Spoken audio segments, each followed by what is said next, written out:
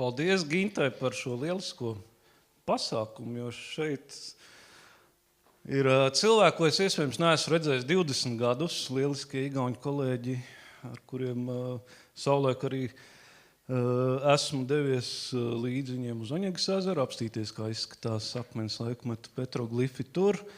Tajā laikā, kad man pašam radās interese par mūsu daudz jaunākiem klinšu gravējumiem tepat Latvijā, par kuriem es arī pastāstīšu, bet uzreiz jāsaka, ka šis nav mans tāds pēdējo laiku pētnieciskais virziens, tā kā šī lieta līdz kaut kādai vietai ir attīstījusies, un tad šobrīd viņa stagnē.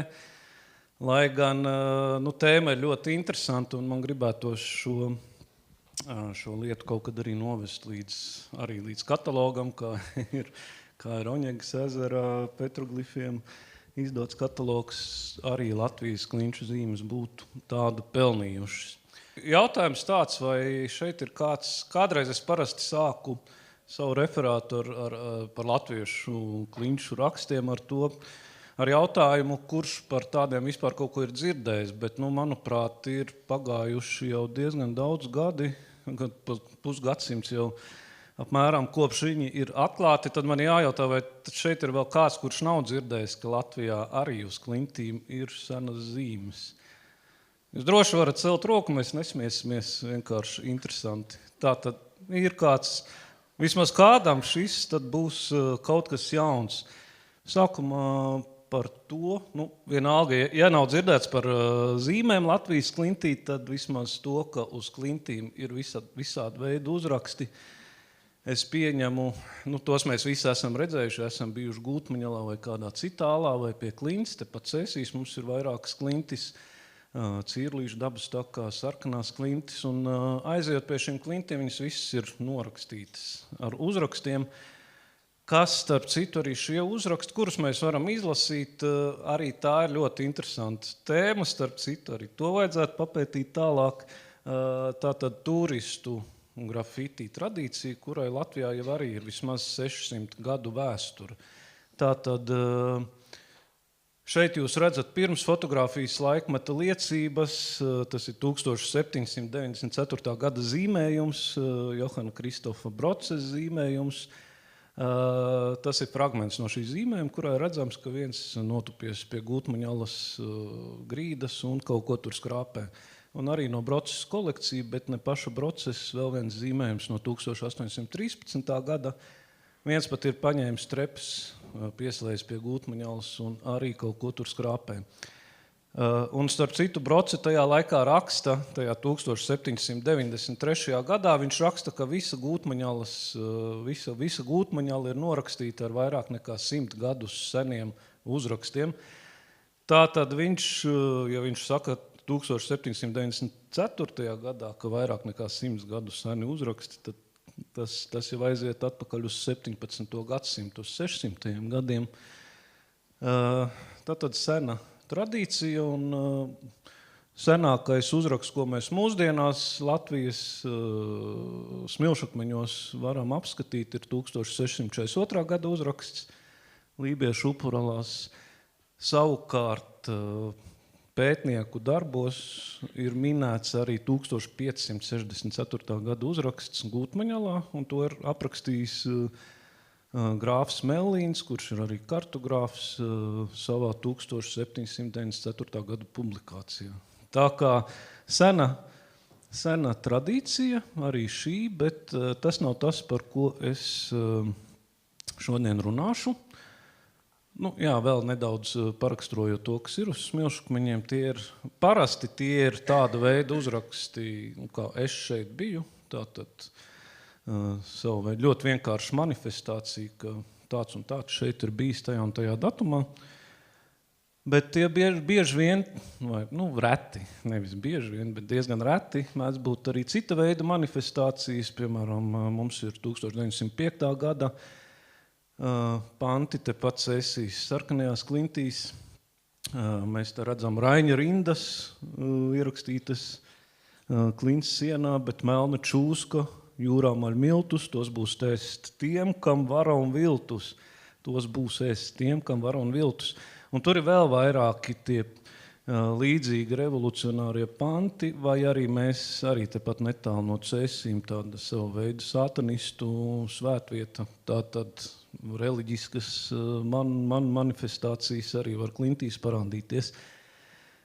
Bet šis tā tad ir tas, par ko es turpinājumā nerunāšu.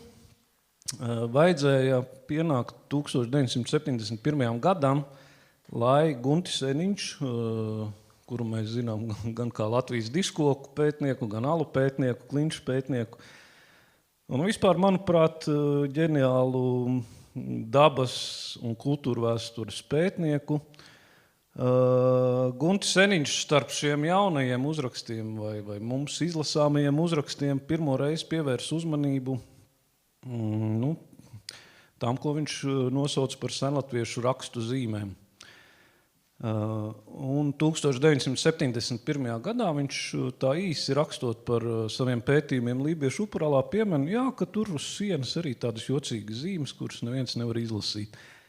Un toreiz it kā tāds viens izolēts atradums, pēc tam tajā Lībiešu upurālā tika veikti arī arheoloģiskie izrakumi un atrasts arī ļoti bagātīgs arheoloģiskais materiāls, bet līdz 86. gadam nelikās, ka Latvijā kaut kur citur vēl šādas zīmes varētu būt. Un tad pienāca 86. gads, atmodas noskaņas jau spēcīgi virmo gaisā, un Eniņš atrod nākamo šī tātad Lībiešu upurāla. Šīs zīmes ir tās, ko viņš vispirms pamana. Un tad Eniņš atrod kaut ko ļoti iespaidīgu. Virtakas iezi arī šeit pat salīdzinoši netālu no Cēsīm. Tur jau daudz vairāk zīmju. Un tas Virtakas ieža atklājums ir rosinājis tādu zīmju klinšu atradumu lavīnu, jo šobrīd likās, ir Lībiešu upurala, tajā brīdī arī atcerējās to Lībiešu upuralu, un tad atradās Virtaka, un tad jau varbūt ir vēl kaut kur, un sāka meklēt sistemātiski izstaigāt mūsu smilšakmeņas klintis, un šobrīd jau mums ir vairāk nekā 50 šādu vietu ar zīmēm. Tāda īsā statistika, vairāk nekā 50 klintis ar zīmēm. Varbūt ļoti dažāds tas apjoms zīmju, no vienas zīmes līdz vairāk nekā 500 zīmju vienu vietu. Un ja mēs saskaitām kopā, cik tad tādu zīmju Latvijas klintīs ir ieskrāpēts, tie varētu būt apmēram 3000, saliekot visu vienu vietu. Un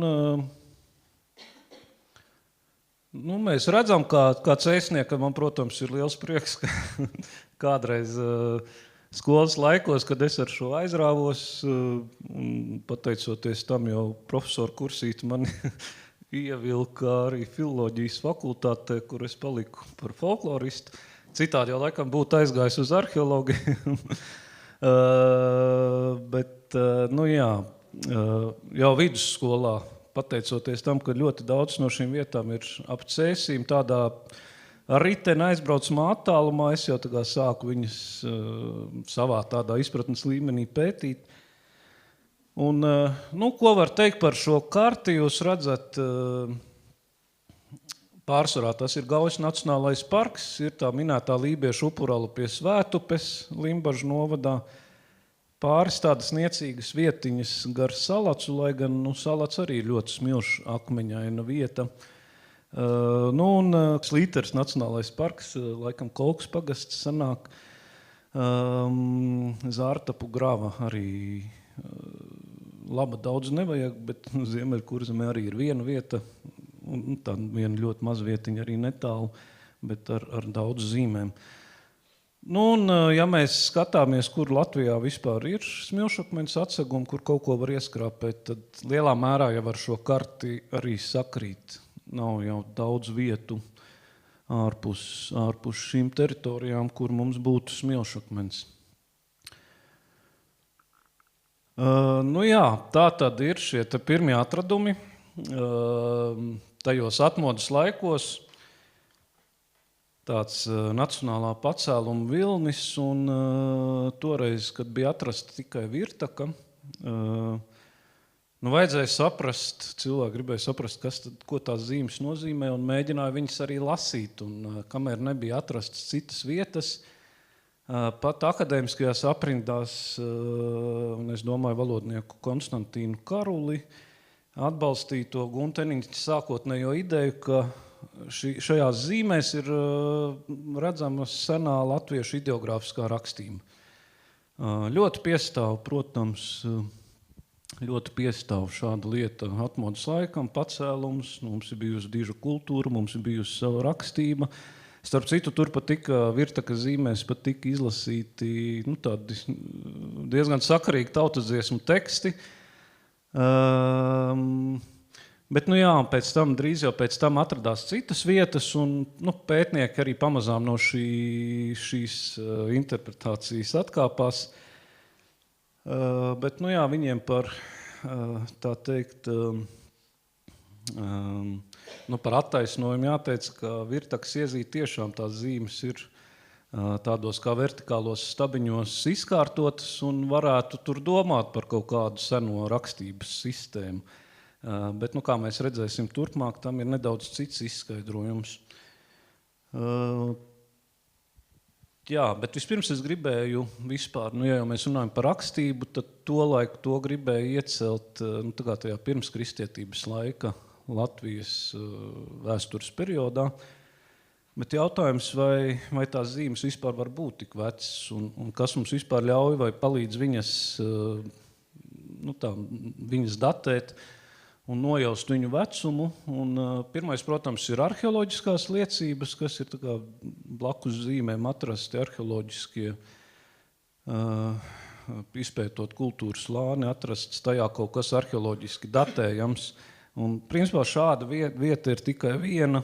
Latvijā tā jau ir minētā Lībiešu upurala, kurā atrasts vairāk nekā 700 dažādu priekšmetu. Vairāk nekā 600 no tām ir monētas, un, ja tev ir monēta, tad tev ir viņu kalšanas gadi, un tā apmēram arī redzi, kad tie ziedojumi tur ir atstāti. Un Lībiešu upuralas ar savu vairāk nekā 600 monētu kolekciju mums rāda šādu ainu, ka tā ziedošana Lībiešu upuralās visintensīvāk notika 16. un 17. gadsimtā. Un visdrīzāk arī tad tika ieskrāpētas zīmes, kuras atklāja, kā es minēju, Guntis Seniņš. Tad nākamā lieta, es jau arī minēju šos jaunos uzrakstus, reizēm šie uzraksti pārklāja senās zīmes. Mēs varam tā relatīvi noteikt, šis tur 1800. gados ieskrāpētais turistu uzraksts. Viņš ir sabojājis kaut ko senāku, kas tur ir apakšā. Un, tādā ziņā arī šie turistu uzraksti, kas it kā posta to senāko slāni, varbūt reizēm noderīgi, lai mēs vismaz tādu augšējo kronoloģiju varētu noteikt šīm zīmēm. Arī reizēm pašas zīmes, lai gan lielākoties mēs viņas klasificētu kā ģeometriskus motīvus, bet reizēm mēs tur atpazīstam kaut kādas reālijas, un šis, piemēram, 3 kuģu tāda grupa rakstu klintīs, arī netālu no Cēsīm pēc arheologa Urtāna, tā teikt, vērtējuma, spriežot pēc tām konstrukcijas detaļām. Viņš saka, ka šādi kuģi, jeb liellaivas pa Gauju varēja braukāt 12. un 14. gadsimtā. Un sevišķi, ja mēs redzam arī to krustu, šīs laivas masta galā, tas tiešām varētu būt laiks, kad Latvijā ienāk kristietība, un šādus te simbolus varēja arī ieskrāpēt uz klinšu sienām. To motivāciju mēs, protams, īsti nezinām. Tad vēl viens ļoti skaists piemērs, par kuru varētu atsevišķu pētījumu uzrakstīt, ir Karātavas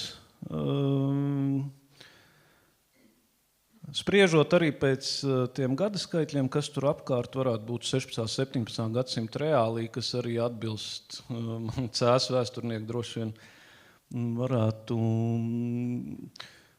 precizēt, kur Cēsīs atradās un vai atradās šāda te publiskā soda izpildes vieta, jo šis konkrētais ir no Ramātu klintīm, tepat, var teikt, netālu viena no zīmēm. Dabā tās karātavas ir gandrīz 2 metrus garas, ļoti augstas, un tas cilvēciņš salīdzinoši mazs. Tam ir savs skaidrojums, bet tam mums, diemžēl, šobrīd nav laika. Nu, un vēl kaut kādas šādas reālijas 19. gadsimta kā vijoli mums bija institūtā ciemos viena lietuviešu pētniece, kas pētīja šīs senās vijoles Latvijā un ļoti nopriecājās, jo viņai bija viens baznīcas zīmējums, kur šis mūzikas instruments parādās Latvijas materiālā, un tad, tad šis bija vai otrais, vai varbūt trešais piemērs, jo šī nav tipiska vijola, jūs redzat, viņai pa vidu ir tāda detaļa, kas vijoļu pētniekiem uzreiz ļauj ieklasificēt noteiktā vietā, bet tas nav nekas vecs.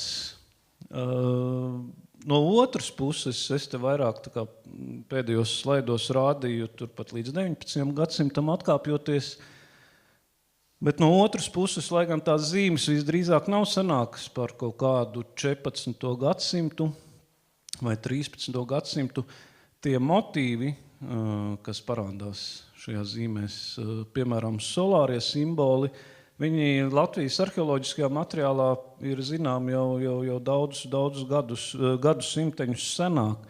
Piemēram, šie te, ko mēs uzskatām par solārajiem simboliem, saules ratiem, šie te 8 sektoros sadalītie apļi, mums viņu ir vairākās vietās klintīs ieskrāpēti, un te mēs viņus redzam arī Austrumlatvijas 2. 4. gadsimta rota datu galos, arī zemgaļu materiālā vēlāk 5. 7. gadsimts.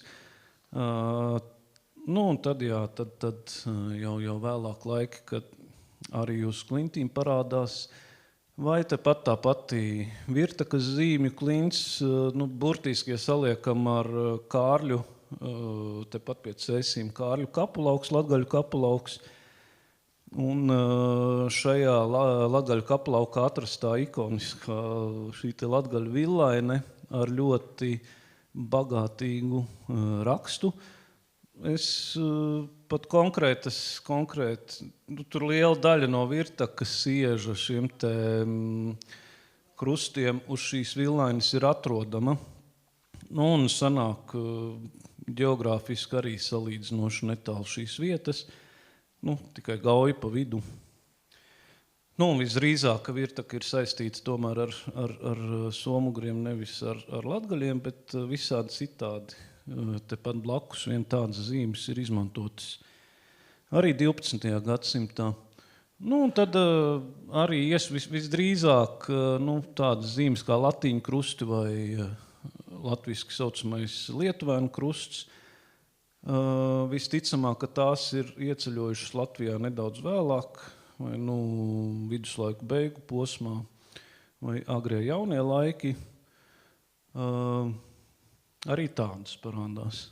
Par to nozīmi, tātad datējums vēlreiz, mums ir vairākas tādas iespējas netieši datēt, un tas secinājums ir tāds, ka fiziskās zīmes visdrīzāk nav vecākas par kādu 13. 14. gadsimtu, un visdrīzāk arī nav īpaši jaunākas par 18. gadsimtu, lai gan motīvi var būt daudz senāki, kas tur parādās. Bet tad ir jautājums, vecums plus, mīnus, bet tomēr virzienu, kā Ginta teica, mēs varam pateikt, precīzi katru zīmi datēt nav iespējams. Tad ko tas viss nozīmē? Un arī šeit es teiktu, ka mēs varam iedot tādus savā ziņā virzienus. Piemēram, tad, kad man šī tēma ieinteresēja, man pirmais likās svarīgi saprast, vai starp tām daudzajām, vai starp tiem 50 dažādajiem objektiem, vai tur ir iespējams atrast kaut kādas līdzības tajās zīmēs. Un tas, kas man izkristalizējās, ir tādas divi tādi zīmju komplekti, kas salīdzinoši biežāk parādījās. Viens ir, ko mēs varam apzīmēt par piederības zīmēm. Virtakas iezīme visdrīzāk ir ieskrāpēta. Lielākā daļa ir piederības zīmes. Kas ir piederības zīmes? Tie ir tādi senie cilvēku ģērboņi, dzimtu ģērboņi, un tad dzimtais sadaloties, katrs nākamais dzimtas pārstāvis, kas nesaglabāja tēva ģērboni, tad paņēma tēva ģērboni, pielika viņam kādu jaunu detaļu klāt. Un tā šīs zīmes auga. Un, piemēram, šeit jūs redzat lībiešu īpašuma zīmes Rīgas ieņēmuma grāmatās 1300. gadu vidus.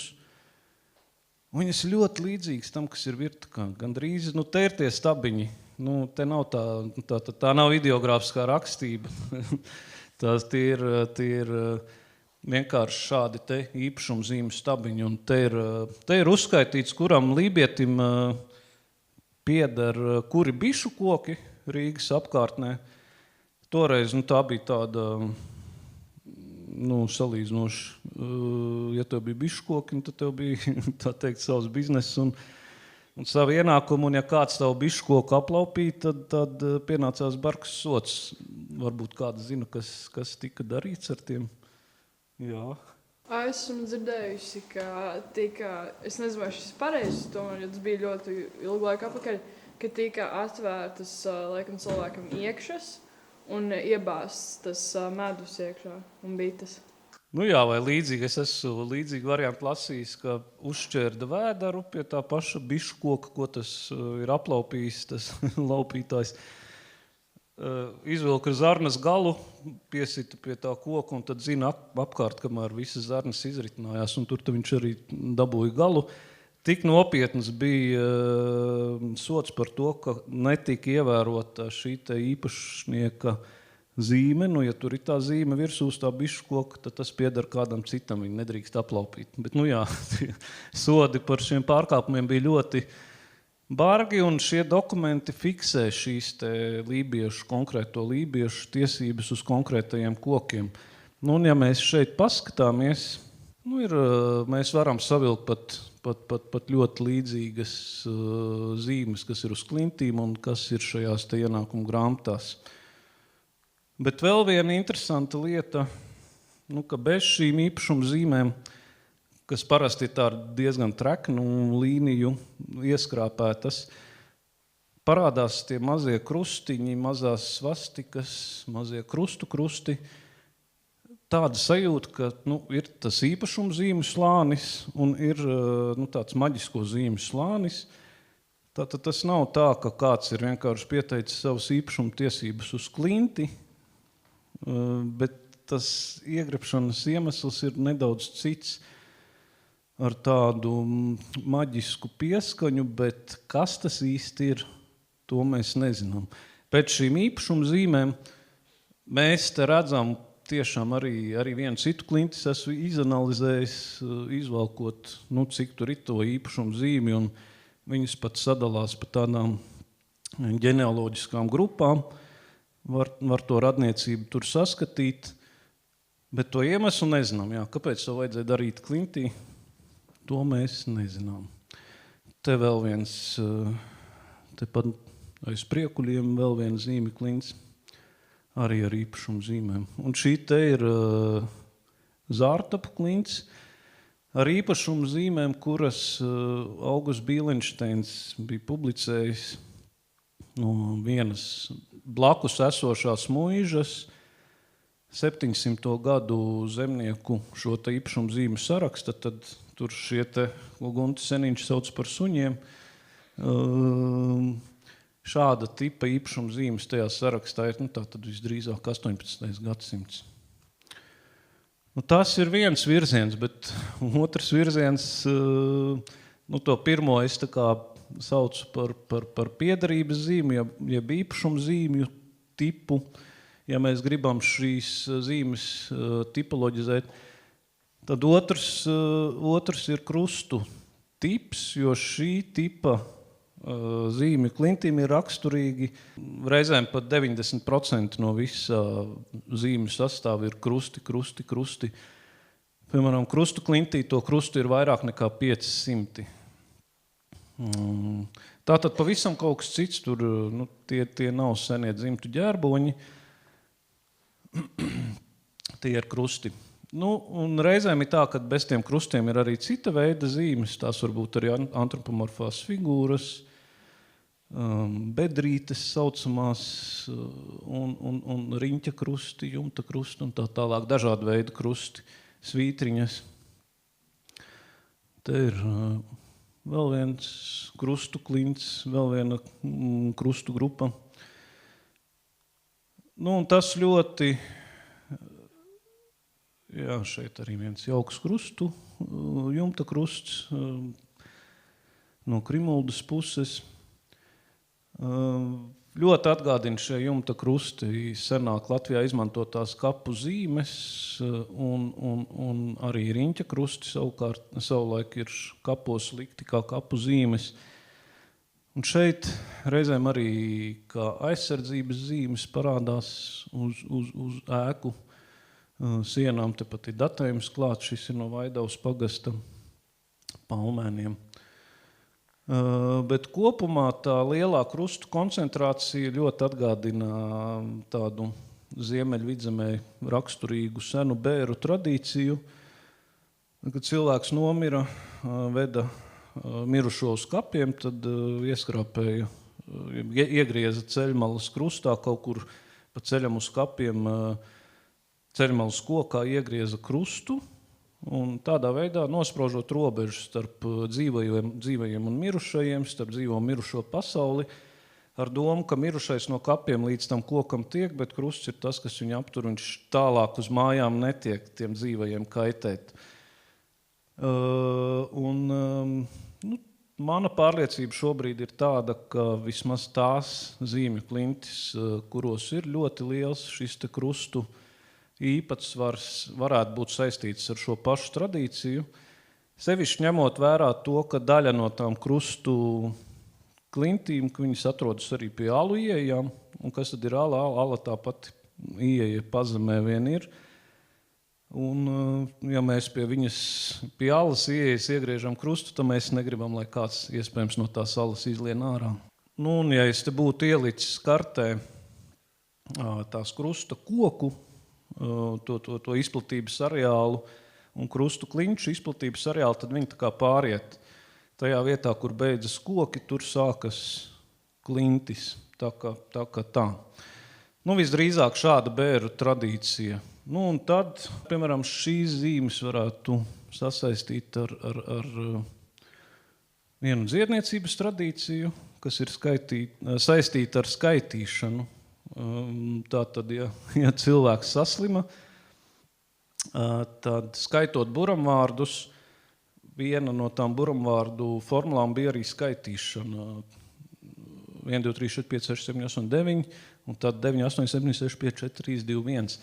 It kā izsakojot tam slimības progresam un pēc tam deldējot to slimību, un šāds te no 1 līdz 9 vai no 1 līdz 7 un atpakaļ vairākas reizes jāizpild. Un tā zīme pa labi, tā ir tieši virs veselības avota Patkula alā ieskrāpēta. Un šis te ir no Virtakas, kādreiz tur mēģināja kalendāru saskatīt. Šī ir tāda interesanta tēma, man pat savulaik par šo bija raksts. Dažas pāris zīmes uz klintīm un pāris zīmes uz sprēslīcām, kas man likās, viņas ir tik sarežģītas, pat tajā pamatu struktūrā tik līdzīgas. Un pie tam tā pēdējā sprēslīca ir Lietuva, tā pirmspēdējā ir Saldus, un šī ir Virtaka, un tās ir krustu klintis pie Siguldas. Bet kaut kas viņās visās ir ļoti līdzīgs. Tās detaļas esmu šeit salicis. Mums principā šis te ir jāiedomājas kā pudele, un tas apaļais ir horizontāls, un tas loks virs tā horizontālā apaļuma ir tā kā tas pudeles, tas kakls aiziet. Principā atslēga uz šī attēla saprašana, man liekas, bija tā saldus sprēslīca ar tiem ratiem, kas iet pāri, un ar to kociņu. Šeit, manuprāt, ļoti smuki nolasās dainu mitoloģijā aprakstītais pasaules kalns, saules ratu ceļš pār šo kalnu, un tas 3 vai 9 zaru koks, kas aug cauri debesīm. Neko jau, protams, pierādīt nevar, bet man šī interpretācija pašam joprojām patīk. Tā kā, un šeit tā detalizētāk analīze rakstā var lasīt. Un tad ir vietas, par kurām nav nekāda ideja, un tepat tās netālu no Cēsīm. Arī viena no lielākajām zīmju klintīm Latvijā. Šeit ir tikai tāda centrālā daļa. Kopā tā zīmju siena ir tā kā visa šī telpa. Vairāk nekā 500 zīmju. Šī klints bija zem nobrukuma ilgu laiku. Tajā nobrukumā jau bija ieaudzis gandrīz 200 gadus vecs koks, un tad, kad to vietu atraka, tur viss bija saglabājies ļoti labi zem tā nobrukuma, bet ne šeit tās īpašuma zīmes, ne šeit dominējošie krusti. Šis ir atkal pavisam kaut kas cits. Šķiet arī šie simboli tādi bieži vien kā no arheoloģiskā materiāla arī redzams diezgan seni. Jāpēta. Šobrīd raganas aizņēmušas manus prātus un folkloras krātos digitālais arhīvs, bet kaut kad droši vien ir jāatgriežas pie šī, manuprāt, ļoti intriģējošā Latvijas vēstures objektu paveida, kas manuprāt, šobrīd ir pamests novārtā. Neviens ar šo tēmu nenodarbojas. Tā kā tā. Paldies!